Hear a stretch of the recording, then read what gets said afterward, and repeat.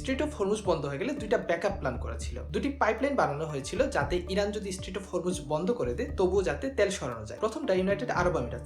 আপনারা নিশ্চয়ই এই ভাইরাল মিমসটা দেখেছেন যেখানে কেউ একজন বলেছিল আরব আমিরাত চাইলেই তো মাঝখান দিয়ে একটা ক্যানেল বানিয়ে ফেলতে পারে, বাস প্রবলেম সলভ। কিন্তু বাস্তবে সেটা সম্ভব না, কারণ এখানে বড় এবং শক্ত পাহাড় আছে। তাই ইউএই অন্য সমাধান করেছে। 240 মাইল লম্বা একটা পাইপলাইন বানানো হয়েছে আবুধাবি থেকে ফুজাইরা পর্যন্ত। মানে তেল সরাসরি গালফ অফ ওমানে পৌঁছে যায় স্ট্রেট অফ হরমুজ দিয়ে না গিয়েও। যদিও অনেক কম, বাট এটা দিনে প্রায় 1.5 মিলিয়ন ব্যারেল তেল বহন করতে পারে। দ্বিতীয়টা হচ্ছে সৌদি আরবের। এই পাইপলাইন দিয়ে পুরো দেশটা পূর্ব থেকে পশ্চিমে পার হয়ে ইয়ানবু বন্দরে পৌঁছায়, যা রেড সি এর পাশে। এটার ক্ষমতা দিনে প্রায় 7 মিলিয়ন ব্যারেল, সব মিলিয়ে 8 থেকে 9 মিলিয়ন ব্যারেল প্রতিদিন। শুনতে অনেক মনে হলেও এটার একটা সমস্যা আছে। হরমুজ প্রণালী দিয়ে প্রতিদিন প্রায় 20 মিলিয়ন ব্যারেল তেল যায়। মানে দুইটা পাইপলাইন পূর্ণ ক্ষমতায় চললেও স্বাভাবিক সরবরাহের অর্ধেকের কম তেল সরাতে পারবে। কিন্তু যুদ্ধ হওয়ার পরে সমস্যাটা আরো অনেক বড় হয়ে গিয়েছে। ইরান হামলা করেছে ফুজাইরা পোর্ট, যেখানে ইউএর পাইপলাইন শেষ হয়। আর সৌদি আরবের রেড সি রুটেও হুমকি আছে, কারণ হুতি মুভমেন্ট ইয়েমেন থেকে সেখানে জাহাজে হামলা করা হয়েছে। মানে দুইটা ব্যাকআপ প্ল্যানই একই সময়ে আক্রমণের মুখে। তাই যুদ্ধ বন্ধ ছাড়া অথবা ইরানের অনুমতি ছাড়া মধ্যপ্রাচ্য থেকে তেল বের করা